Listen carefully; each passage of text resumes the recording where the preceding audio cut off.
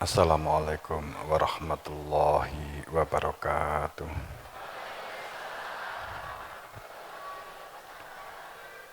Bismillahirrahmanirrahim. Alhamdulillahirabbil alamin. Asyhadu an la ilaha illallah wa asyhadu anna Muhammadan abduhu wa rasuluh. Allahumma shalli ala sayyidina Muhammad wa ala ali sayyidina Muhammad. Innallaha wal malaikatu yusholluna 'alan nabi ya ayyuhalladzina amanu shallu 'alaihi wa sallimu taslima. Al-ayah wa aidan ya ayyuhalladzina taqullaha haqqa tuqatih wa la tamutunna illa wa antum muslimun.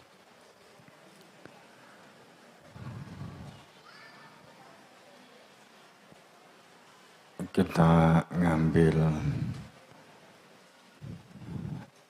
semakin masuk ya, kita mengambil satu tema tidak mengurangi rasa hormat dan penghargaan serta berkepedulian di dalam kita menjalankan satu kehidupan berdunia. Kita hanya menyampaikan sebuah rasional kebenaran. Rasionalitas kebenaran tidak mengurangi rasa hormat dan penghargaan dan berkepedulian. Kami hanya menyampaikan kebenaran. Pertama kita memunajatkan rasa syukur kepada Allah Subhanahu wa taala. Biqauli alhamdulillah. Rasa syukur yang dilandasi sebuah kesadaran antumul fuqara ilallah. Rasa syukur yang didasarkan suatu pijakan bahwa kita itu hamba Allah yang bukan apa-apa, bukan siapa-siapa, tidak bisa apa-apa dan tidak bisa dan bukan apa-apa, bukan siapa-siapa. Hanya nafakhtu fihi min ruhi.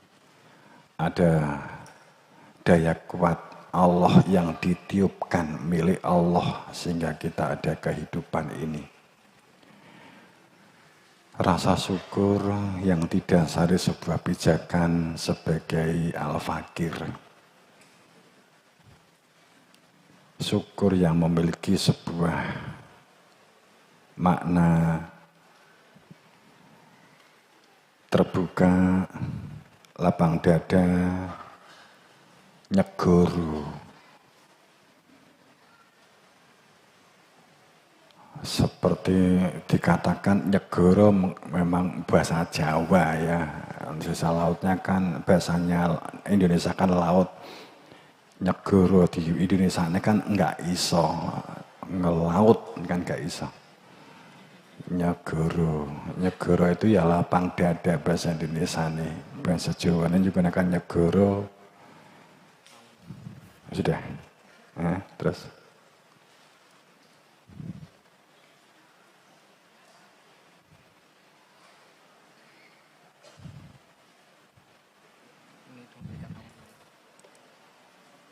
Oke. Wes. Kembali. Kenapa Jawa itu mengambil istilah segoro, nyegoro? Karena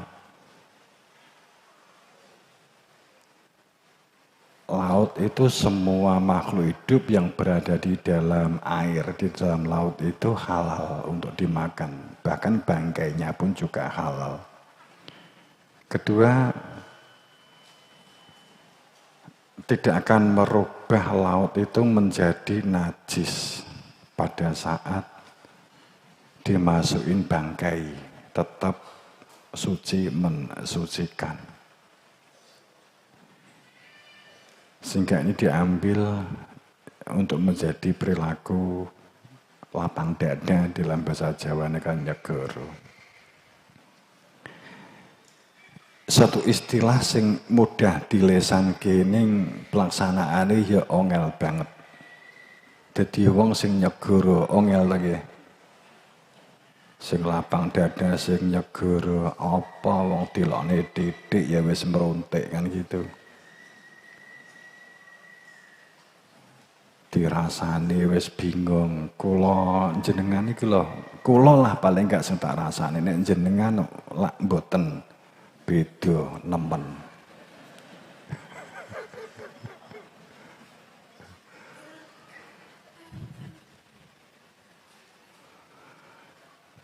Engko dewi kan yasrah sadrahu lil Islam nyegara.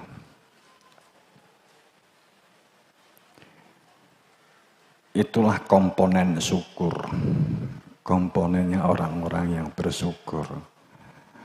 Menerima perbedaan-perbedaan, tidak mengurangi perilaku-perilaku yang dikendalikan oleh emosional, tapi tetap dengan menggunakan rasional nalarnya. Pada saat gejolak-gejolak itu mendatangi, iki yo ngene iki wong paling gak awake dhewe ngerti konsepnya, walaupun pelaksanaannya cik jempalian.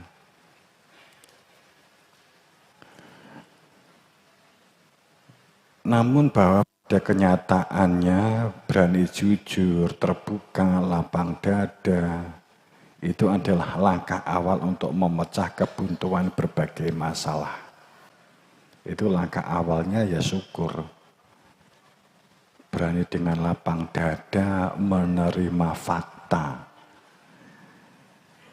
yang akan menjadikan kita dapat mengukur sejauh mana sebenarnya sih eksistensi kita, kemampuan kita yang akan menjadi sebuah keberadaan atau eksistensi kita. Itu sesungguhnya sejauh mana kita itu menjadi manusia yang jujur, manusia yang terbuka dan lapang dada yang menggunakan akal dan rasionalnya. Jujur kan perilaku sing sekarang ini kan langka atau jarang. Inilah bagian sebuah syukur. Pada saat kita itu berlaku kufur, berlaku walain kafartum, kufur.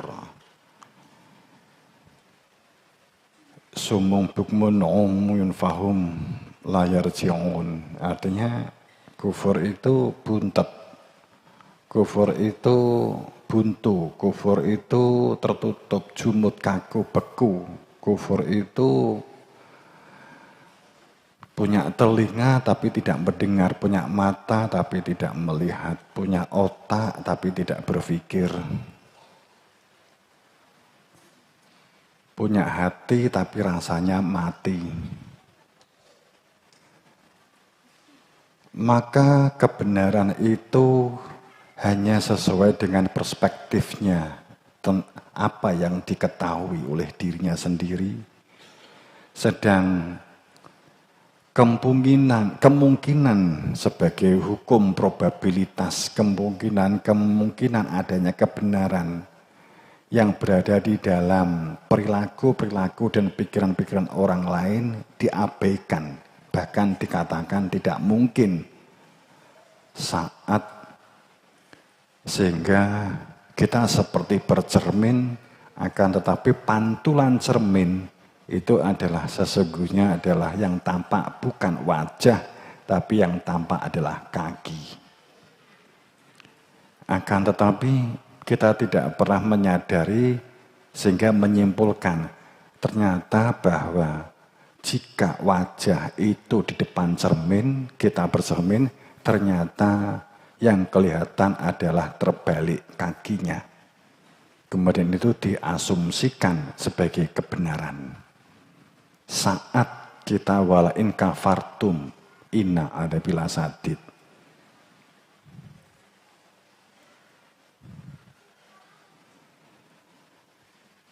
Kita tidak pernah menyadari bahwa sesungguhnya ada kebenaran yang datangnya dari orang lain, tapi bagi mereka yang kufur dianggap ajaib, dianggap itu adalah yang nggak normal.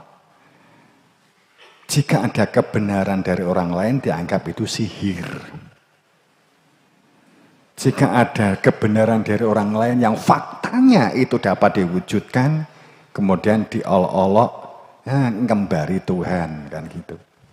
Itu kan membuktikan bahwa seseorang itu sesungguhnya tidak bisa.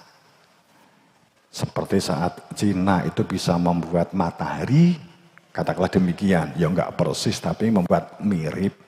Artinya mencoba zat-zat kandungan yang berada di dalam buatan rekayasa matahari itu juga dimiliki seperti yang di matahari secara alamiah atau yang dikatakan ciptaan Tuhan itu. Kemudian yang tidak suka kemudian mengungkap itu adalah ngembari Gusti Allah, dosa, syukur sekarang kena bencana, kan begitu.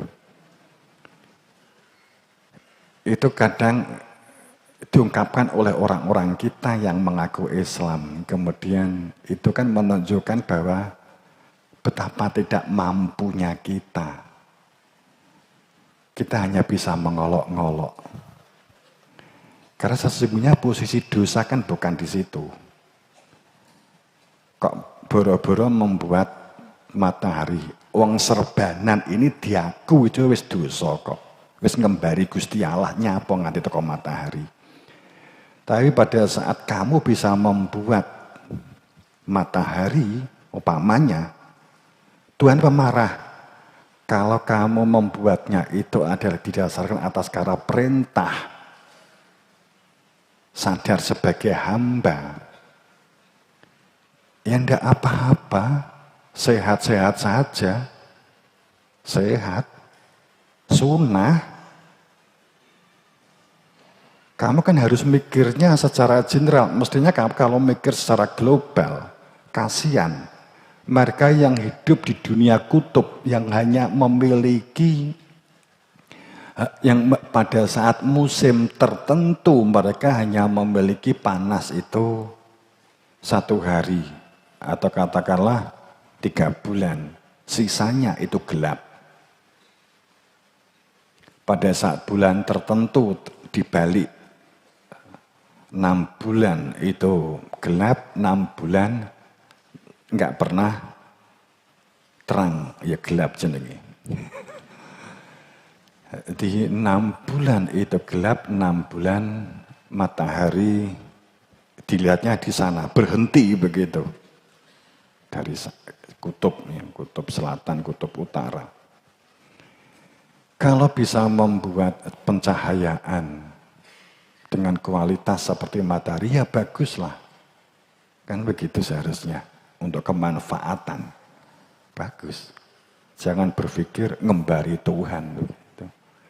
Dosa itu wujudika dan pun kabiru akhor. Dosa itu sesuatu yang kita ini wujud. Kita ini bisa bergerak, kita bisa berbicara, kita bisa berpikir. Tapi diaku sebagai bisanya, diaku sebagai hebatnya. Kemudian berlaku sombong, berlaku arogan, menjatuhkan orang lain, mengolok-ngolok orang lain, merasa paling suci, merasa sebagai ponakane Gusti Allah, merasa sebagai adik Gusti Allah, merasa pakdine Gusti Allah. Gitu. Karena faktanya terlalu banyak orang yang mengaku sebagai pakdine Tuhan, mengaku pakliknya Tuhan itu terlalu banyak, mengoreksi orang lain, sepertinya dia pemilik surga. Sepertinya pengesah untuk kamu itu menjadi bagian dari surga untuk mendapatkan widodari.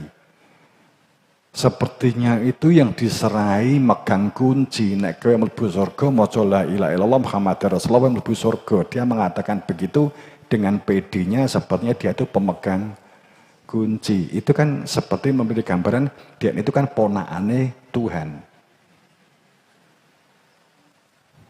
Kadang kita nggak sadar menempatkan sebagai pakliknya Tuhan kan gitu. Bisa jadi kan? Ada nggak seperti itu?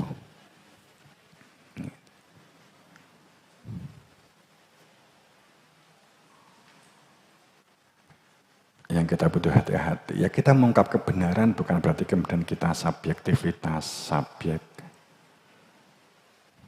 Kita untuk hati-hati terhadap perilaku-perilaku kita.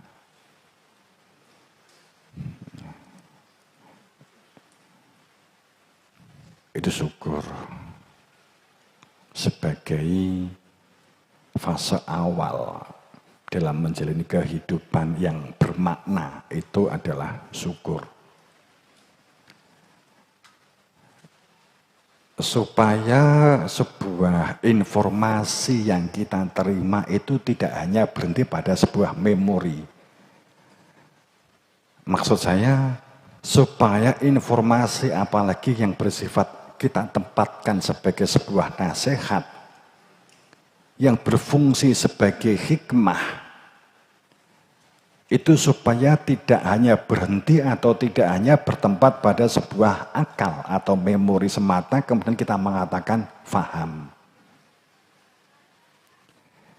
Saat kita itu merasa lebih terhadap orang lain dan kita merasa telah lebih faham daripada yang lain terhadap sebuah informasi atau data yang kita terima, yang sesungguhnya sebagai fungsi nasihat atau sebagai sebuah fungsi hikmah, akhirnya hanya berhenti pada akal karena kita sudah merasa sebagai faham dan ingin menularkan kepada orang yang lain pemahaman itu, tapi tidak merasuk menjadi sebuah penghayatan rasa. Kita kan tidak ingin seperti itu.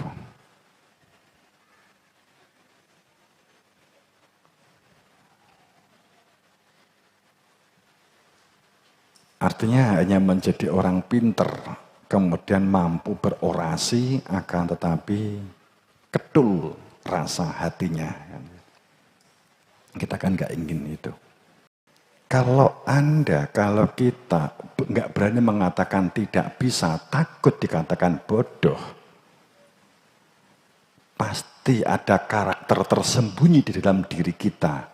Jika ada orang lain yang menurut kita bodoh, maka kita akan nunjuk orang itu bodoh.